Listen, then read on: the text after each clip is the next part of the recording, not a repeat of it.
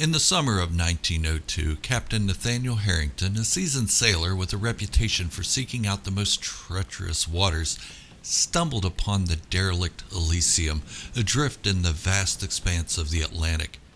Her once sturdy hull is now a decaying carcass, swaying listlessly with the waves, her sails shredded and lifeless, her banner tattered and ragged, giving the all too familiar signs that all was not well aboard this aged vessel. The air was thick with an unnatural chill as Nathaniel boarded the ghostly ship, his boots echoing on the weathered planks. Stepping across the upper deck with pride in each step, this was the payoff he had been waiting for. Amidst the eerie silence, he discovered an old battered journal lying on a tattered hammock, its pages yellowed and brittle. As he carefully opened the cover, the faded ink revealed a haunting tale of darkness and despair, a chronicle of the ship's final, doomed voyage and the horrors that had befallen her crew. This is the telling of the crew of the salvage ship Aurora's final moments aboard the derelict Elysium. If you enjoy spooky stories of the paranormal and unknown, subscribe to the channel and leave a like for the video. These simple things really do help my channel grow. Also, leave a comment as to a kind of story you'd like to hear, and I'll do my best to make something chilling out of it. Now, let's get on with the story. The year is 1862, and I am a wreckage salvage seaman aboard the Aurora, a modest vessel whose crew thrives on the misfortune of others. Our mission is to comb the seas for derelict ships and their lost treasures, our lives tethered to the hopes of striking it rich from the abandoned spoils of the ocean. For weeks, we have followed whispers and rumors, tales of a mysterious ship adrift near the Gulf of Guinea. They called it the Elysium. How ironic, a name spoken in hushed, feared tones. This journal, or diary, if you may one day become a great work of art to cast my own riches upon me with the discovery of the Elysium. June 19th, 1862. The night had already fallen when we first spotted her through the thick, rolling fog. Moments before the Elysium was spotted, most of us got strange feelings. Some even said they heard things. But that evening, when she was spotted, the moon cast a pale, eerie light upon her dark silhouette, a ghostly vision that seemed to hover just above the water. Her sails hung in tatters, the masts broken and jutting into the sky like skeletal fingers. A shiver ran down my spine as we approached, the Aurora's creaking timbers the only sound in the unnaturally still night. I was brought up in Boston to an upper-class family. When my father insisted I go to university and follow in his footsteps, I had other ideas. Adventure, the high seas. This unsettling feeling tells me I may have found both. I should have listened to my father. Captain Rollins ordered us to tie off and wait until daybreak before boarding. His voice, usually booming with confidence, was low and uneasy. We secured the ropes to the Elysium's railings, our small crew silent, each man lost in his own thoughts, plagued by an unspoken dread. As we settled in for the night, the temperature plummeted, a biting cold that seemed to seep into our very bones. So unnatural for this section of the Atlantic.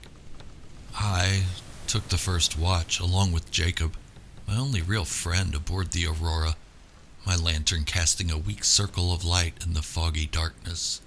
The Elysium loomed behind us, an ominous presence that seemed to pulse with a life of its own. The night was deathly silent at first, but as the hours dragged on, the silence was broken by faint whispers, carried on the wind. I strained to listen, but the words were indistinct, a murmuring chorus that seemed to come from everywhere and nowhere all at once.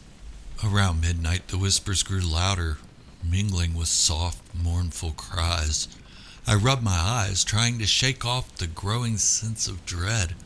The air felt thick, oppressive, and I couldn't shake the feeling that we were being watched. I peered over the side of the Aurora, my eyes scanning the shadow decks of the Elysium. For a moment I thought I saw movement, a fleeting glimpse of a figure in the gloom. My heart pounded in my chest as I swung the lantern towards it, but there was nothing there, only shadows. For a moment I wondered if pirates had actually discovered the abandoned ship first, but that was unlikely. They would have attacked us by now. As the night wore on, the cries and whispers intensified, filling the air with a cacophony of sorrow and despair. Between the mournful wails, I could hear anger, foreboding. I could hear the clinking of chains, the sound growing louder, closer. My breath quickened, and I felt a cold sweat break out on my forehead. I turned to wake Jacob, my fellow watchman, but stopped short. His eyes were wide open, staring into the darkness, his face pale and terrified. "Jacob," I whispered, shaking him gently. He didn't respond, his gaze fixed on something beyond my sight, and his ears tuned into the atmosphere. I whispered his name again, still no response. I followed his line of sight, my lantern trembling in my hand. There, standing on the deck of the Elysium, was a figure, a man, gaunt and spectral, his eyes hollow and filled with an ancient sorrow. Chains hung from his wrists and ankles, dragging on the wooden planks with a haunting clink. "Do you see him?" Jacob's voice barely audible, trembling with fear. "I see him," I whispered back, my voice catching in my throat, but trying to stay calm as I could see Jacob was starting to lose his mind.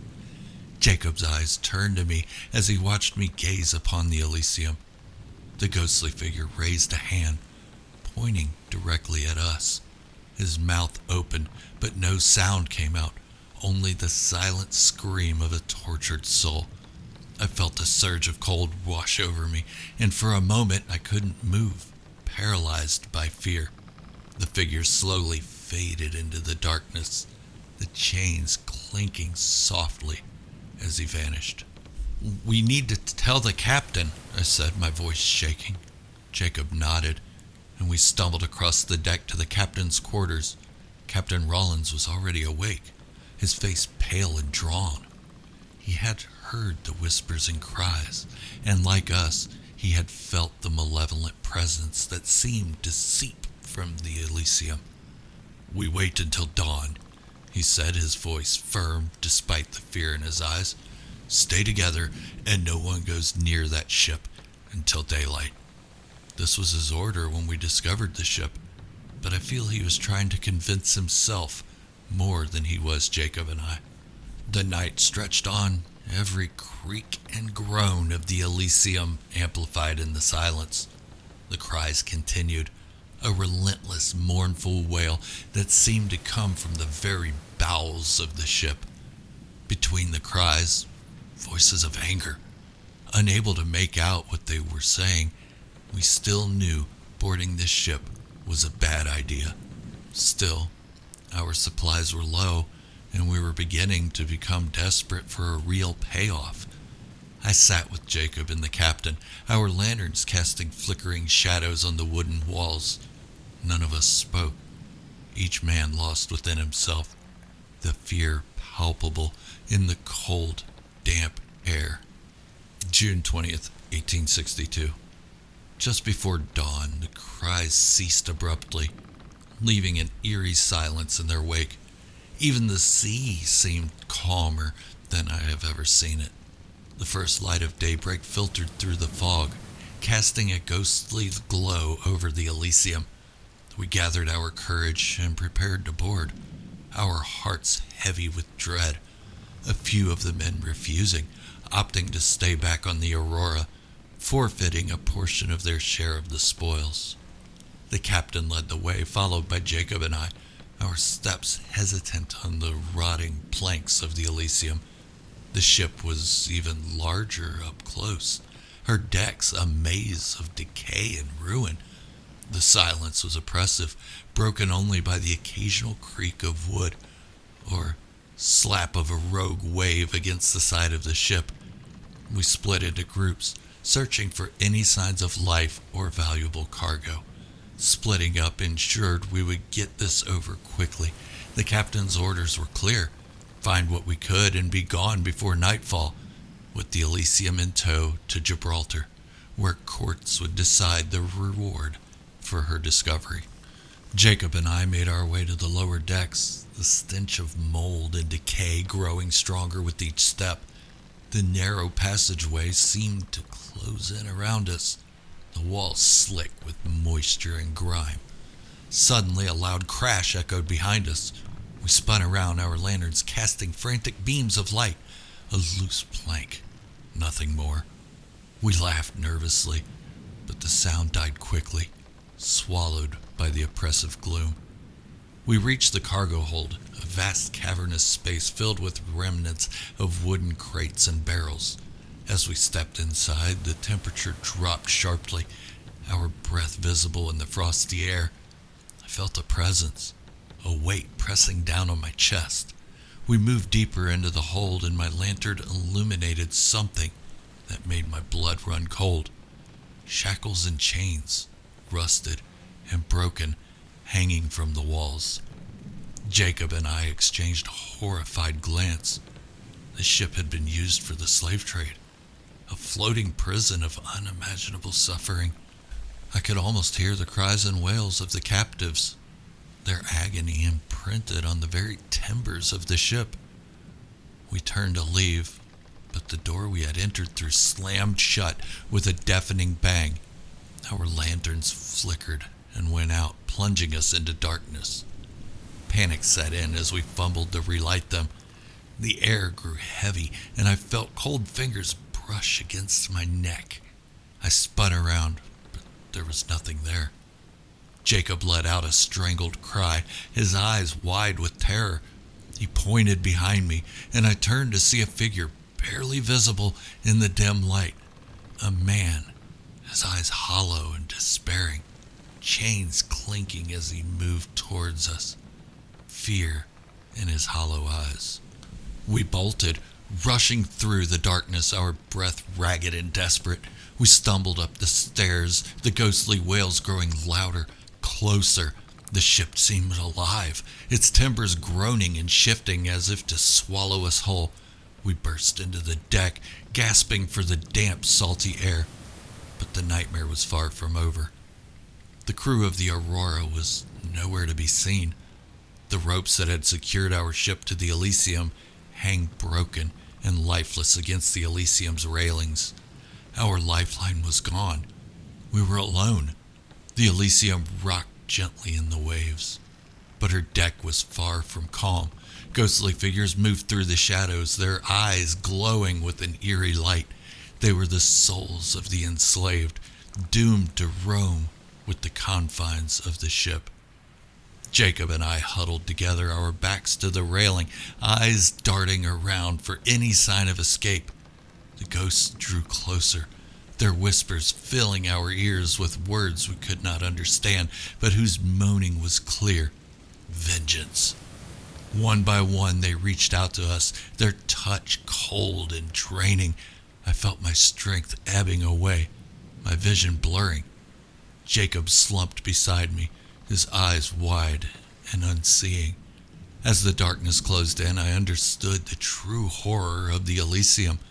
She was a ghost ship, not because her crew had died, but because their souls were trapped, their suffering eternal, and now we were to join them. Our spirits bound to the cursed vessel, another chapter in her dark, endless voyage. I regained consciousness to the sound of creaking wood and the distant rhythmic splash of waves against the hull. My head throbbed, and my body felt weak. I found myself lying on the deck of the Elysium, Jacob still beside me, pale and unmoving. I shook him gently, but he did not stir. Fear gripped me as I realized I might be alone in this waking nightmare. A sense of urgency propelled me to my feet. I needed to find the rest of the crew, or some sort of way off this cursed ship. I stumbled toward the main cabin, the air thick with a palpable sense of malevolence. The door creaked open, revealing the captain's quarters in disarray. Maps and charts lay scattered, as if abandoned in the haste. On the desk, I found Captain Rollins' journal, the final entries hastily scrawled. June 18th, 1862. The crew is restless. Strong noises at night. Whispers and cries that chill the blood. The men are on edge and I fear for our sanity. June 19th, 1862. We have found the Elysium. She is a ghostly presence on the water, an omen of doom. I fear the worst is yet to come. I pray for daylight, but we need this payoff. June 20th, 1862. The whispers have become screams. I see shadows moving in the darkness, faces twisted in agony. The Elysium is cursed. We must leave, but the ropes have frayed. There is no escape. My hands trembled as I closed the journal, the reality of our situation sinking in. Where's the captain? And his worst fears had come true. As I stepped back, a sudden gust of wind blew through the cabin, extinguishing my lantern. The room plunged into darkness, and I felt a cold presence behind me. I spun around, but there was nothing, only the oppressive, suffocating dark. I stumbled out of the cabin, desperate for light. The deck was bathed in a sickly pale glow, the moon obscured by thick, swirling clouds. Shadows seemed to dance and twist around me, figures just out of sight, their eyes glowing with an otherworldly light. "Help me," a voice whispered, faint and desperate. I turned toward the sound, my heart racing. There, standing at the edge of the deck, was a woman, her eyes hollow and sorrowful. Chains hung from her wrists, dragging on the wooden planks. "Who are you?" I asked, my voice barely audible. She did not answer, but raised a hand pointing toward the bow of the ship. Her form began to waver and fade, merging with the shadows until she was gone. I was left standing alone, the chill of her presence lingering in the air. Jacob still lay lifeless on the deck. Driven by a mixture of fear and determination, I made my way toward the bow. The ship seemed to shift and groan under my weight, as if resenting my intrusion. As I moved forward, I saw more figures in the shadows, their faces twisted in pain and despair. They reached out to me, their fingers cold and insubstantial, brushing against my skin like a frigid breeze. At the bow, I found an old rusted hatch leading down into the depths of the ship. I hesitated, but the memory of the woman's sorrowful gaze pushed me onward. I pried the hatch open, the metal groaning in protest, and descended into the darkness below. The hold was vast, a cavernous space filled with the remnants of a dark history. Shackles and chains hung from the walls, and the air was thick with the stench of mold and decay. I moved forward, my lantern casting a weak, flickering light. As I reached the center of the hold, I saw something that made my blood run a little warmer. In the dim light, I could see the faint outlines of dozens of figures, their forms barely visible like shadows cast on the air. They were chained together, their eyes glowing with an eerie spectral light. As I approached, they began to move, their chains clinking softly in the oppressive silence. "Free us," one of them whispered, the voice echoing in my mind. "Release us from this torment." I looked around, desperate to find a way to help. My eyes fell upon a large iron-bound chest in the corner of the hold. It seemed out of place among the decay and ruin, its surface covered in strange arcane symbols. I approached it cautiously, feeling the cold eyes of the spirits upon me. The chest was locked, but I found an out-of-place key hanging from a chain on the wall. With trembling hands, I unlocked the chest and opened it, revealing a collection of old rotting documents and a large, ornate dagger. The blade was inscribed with symbols similar to those on the chest, and I felt a strange, dark power emanating from it. The realization hit me. Someone else had found this ship, but they weren't lucky enough to survive it. As I lifted the dagger, the spirits around me seemed to grow more agitated, their whispers becoming urgent, pleading. I understood then that this dagger was the key to their release. But as I held it, I felt a dark presence wrap around my mind, whispering terrible promises of power. I stood there, torn between fear and compassion, the weight of the dagger heavy in my hand. The spirit's cries grew louder, more desperate, and I knew I had to make a choice. With a deep breath, I raised the dagger and brought it down on the chains binding the spirits. As the blade struck, a blinding light filled the hold, and I felt a surge of energy pass through me. The chains shattered, and the spirits began to dissolve, their forms fading into the light. Their cries turned to whispers of gratitude, and I felt a sense of peace wash over me. But as the last of the spirits vanished, the light began to dim, and I felt the dark presence in the dagger grow stronger. I tried to drop it, but it clung to my hand, the symbols on the blade glowing with a malevolent light. I stumbled back, desperate to rid myself of the cursed weapon, but it was too late. The dagger's power surged through me, filling me with a darkness that consumed my very soul. I felt myself being pulled into the depths of the Elysium, my vision fading as the ship's timbers groaned and shifted around me. The last thing I heard was the distant, haunting cry of the spirits, now free, as I was swallowed by the cursed vessel.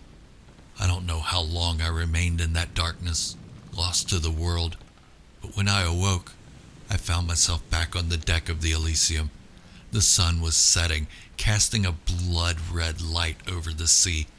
Jacob was gone, the captain was gone, and the ship was silent. The spirits no longer haunting its halls, but freeing the lost souls didn't come without a price. My soul for theirs.